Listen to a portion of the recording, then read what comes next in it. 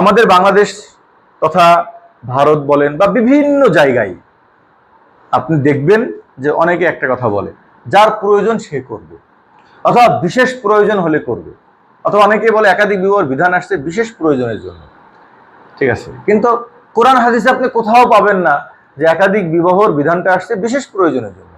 বরঞ্চ আল্লাহ তাআলা বলেছেন ফানকিহু মা তাবা লাকুম মিনান নিসা,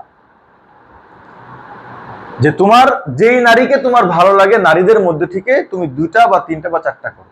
শর্ত হলো ইনসাফ করতে হবে। ইনসাফ করলে আপনার কোনো আপত্তি নাই। আল্লাহ তাআলা বলেছেন ফানকিহু মা তাবা লাকুম মিনান নিসা, তোমাদেরকে আমি যৌবন দিয়েছি, এই যৌবনের হেফাজতের তরিকা একমাত্র 2টা, স্ত্রী এবং বাদী। অর্থাৎ স্ত্রীর ক্ষেত্রে যেই যেই নারীকে তোমার পছন্দ হয় 2টা 3টা 4টা তুমি করতে পারো, একাধিক করতে পারো।